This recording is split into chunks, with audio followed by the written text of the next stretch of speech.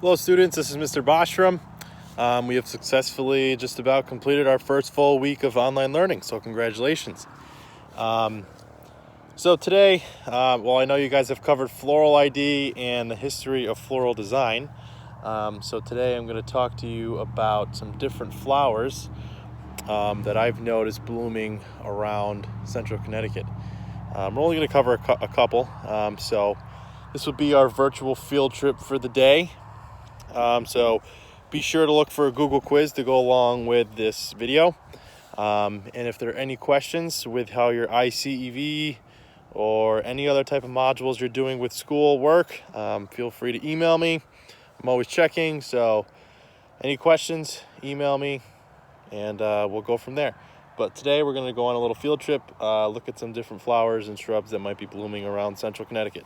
So hope you guys like it. So the first flower that I have noticed in the woods here is, anybody have a guess? I'll give you a second. So if you guess daffodils, that's correct. So these are usually the first things that we see blooming around here as herbaceous flowers. So they first start to come up like this with all these nice green leaves.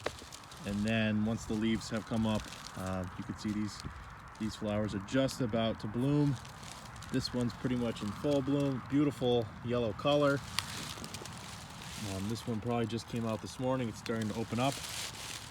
So yes, these are daffodils. If you go to a store, you can actually buy daffodil bulbs. So they grow in a bulb.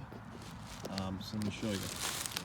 So I dug this one up. This is a pretty small bulb, but if you look down at the base, there's kind of like a rounded part, kind of right at the top of the roots. That's called a bulb. So a lot of plants grow within bulbs, and what the bulb actually is an underground storage area. So if you kind of feel this bulb, it's pretty squishy, but it's still hard. So what's actually inside of that bulb are curled up leaves, believe it or not. And you would buy the daffodils like these bulbs, and you would plant them in the fall. So these daffodils, if they were planted, which they weren't, they kind of just came up on themselves, but if you wanted to plant some daffodils in your garden, you would buy these bulbs in the fall time, so like August, September, October, and you would plant them in your flower beds for the upcoming spring. So if I wanted to have flowers blooming now, I would have planted these guys in October, September, October-ish. So a bulb, like I was saying, a daffodil bulb, it's a bunch of curled up leaves inside of here, and it actually acts as storage through the winter. So the main purpose of a bulb is to act as a storage area or a storage basin for next year's plants to come up and survive the winter. So if you think about how like bears hibernate, they get fat, then they would go to sleep for a couple months. So that's basically what these plants are doing. They're utilizing the sun, they're photosynthesizing to create sugars that are then stored in this bulb. So then when the plant dies in September and you cut these leaves down, the plant then stored all of its food inside of here for the upcoming winter. So without this bulb, this plant really would not be able to come back. So think of it as a bear hibernating. The plant or the bear fattens up. In the plant's case, it fills this whole bulb with sugars and other nutrients it needs for the winter, and that's how it survives. So that's a bulb. And again, daffodil, pretty beautiful. They do come in different colors. They usually have like a whitish tint to them. But the most common is the yellow that we see. So that is a daffodil. If you were to go to a store, they're usually called daffodil bulbs, or sometimes they use the Latin name, which is Narcissus. So if you ever see that name, that means daffodil in using their Latin name. So let's see what else we can find. All right, so here's the next flower. It's very, very tiny flowers, as you can see next to my hand. Does anybody have a guess? Take a second. So that's actually called a vinca. So vincas are actually a ground cover, and they grow like an ivy. So if you can see right here, they have really long stems. They don't grow upward at all, they kind of grow outward. So they're very tiny flowers, but they're nice purple tint to them.